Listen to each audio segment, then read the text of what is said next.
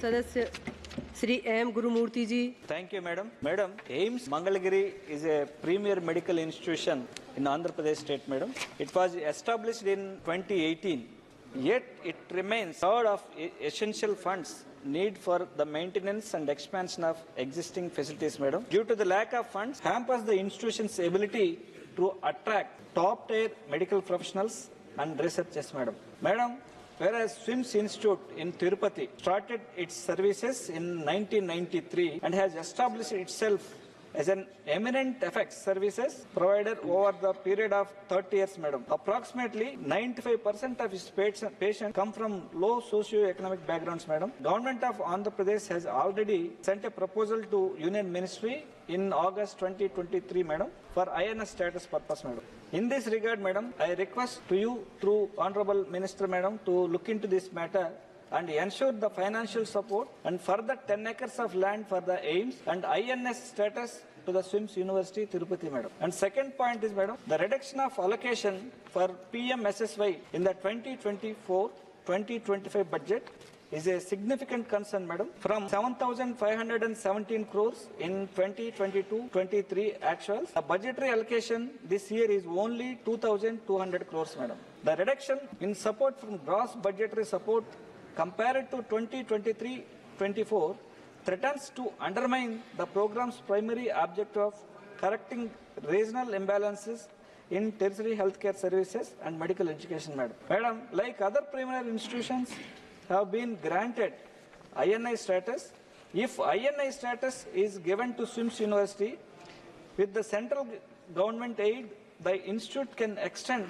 its advanced healthcare services for the patients of low socio-economic background in the underdeveloped Rayalaseema region, south and coastal districts of Andhra Pradesh, and for patients from Karnataka and Tamil Nadu also, madam. Third point, madam, allocation for the National Tele-Mental Health Program in 2024-25 is woefully inadequate, madam, with only 90 crores allocated, madam. The increase from the various previous years is marginal and fails to address the escalating mental health crisis post-pandemic. The fourth point is, madam, the government insufficient capital outlay of medical and public health and family welfare is majorly policy mismatch, madam. The allocation of only 3,510 crores for medical and public health is alarmingly inadequate, madam. Madam, in the year 2020, approximately 8.5 lakh deaths were recorded due to the cancer, madam.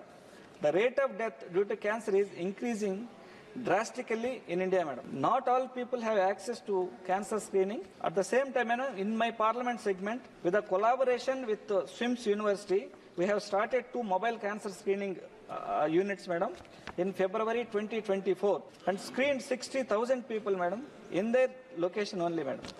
Among them, almost 850 cases were identified as positive, madam. We referred to cancer center, SWIMS only, madam.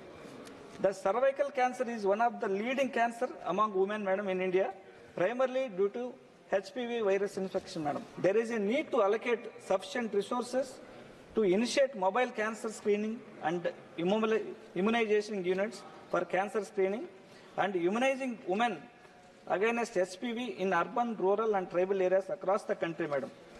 As SWIMS Tirupati has been providing cancer care services for the past 20 years and recently it has upgraded with a dedicated cancer center, Sri Balaji Institute of Oncology International Center for Advanced Cancer Research with state-of-the-art infrastructure and high qualified professionals. Hence, I urge the government to grant the status of National Cancer Institute to Sri Balaji Institute of Oncology, madam.